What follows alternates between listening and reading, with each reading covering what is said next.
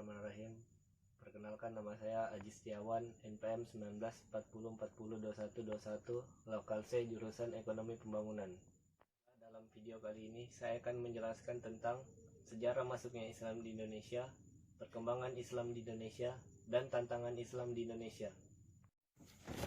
Materi yang pertama yang akan dibahas adalah sejarah masuknya Islam di Indonesia. Islam pertama kali diperkenalkan di wilayah Indonesia ketika dinasti Umayyah telah mendirikan basis yakni dengan perdagangan di pantai barat Sumatera, wilayah Indonesia, yang begitu dikenal karena rempah-rempahnya dikunjungi oleh pedagang dari seluruh dunia, termasuk pedagang muslim yang juga datang ke Indonesia tidak hanya berdagang, tetapi mereka juga mengajarkan ajaran Islam kepada penduduk sekitar.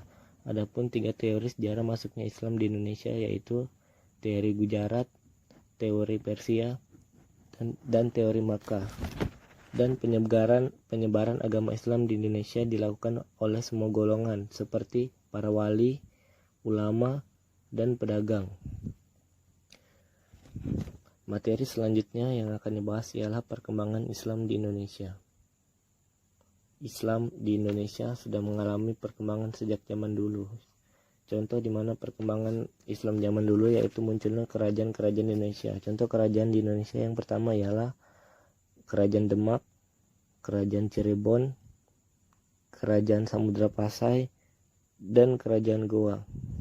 Kemudian Islam juga mengalami perkembangan di zaman sekarang.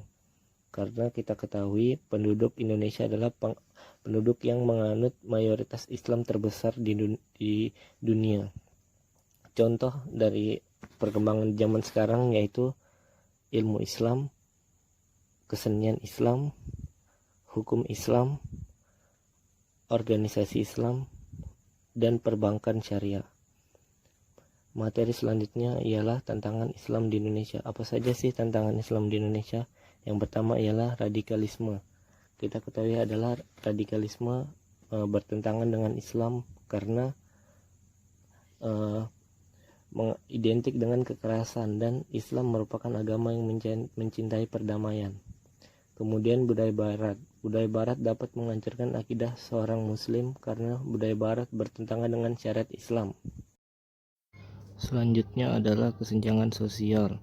Kesenjangan sosial itu muncul dari masyarakat, padahal dalam Islam orang yang memiliki harta yang berlebih harus berbagi dengan masyarakat yang sedang kesulitan, atau bisa diartikan saling membantu antar sesama.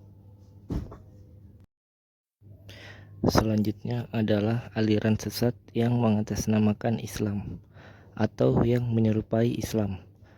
Aliran sesat tersebut bukanlah bagian dari Islam karena aliran tersebut sudah sangat menyimpang dari agama Islam. Contoh dari aliran-aliran aliran sesat yang mengatasnamakan Islam yaitu Syiah, Jamiyah, Khawarij, Qadariyah, dan Murji'ah. Aliran tersebut sangatlah membuat citra agama Islam menjadi jelek karena tradisinya yang mereka lakukan. Oleh sebab itu, aliran sesat menjadi tantangan Islam di zaman sekarang dan tidak boleh diikuti karena menyimpang dari akidah agama Islam itu sendiri. Kemudian kesimpulannya,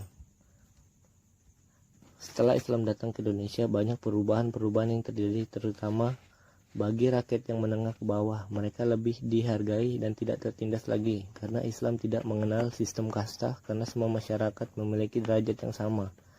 Islam juga membawa perubahan baik di bidang politik, ekonomi, dan agama. Islam juga bisa mempersatukan seluruh masyarakat Indonesia untuk melawan dan mengusir para penjajah. Demikianlah video presentasi dari saya, kurang lebihnya mohon dimaafkan. Wabillahi taufiq wal hidayah. Wassalamualaikum warahmatullahi wabarakatuh.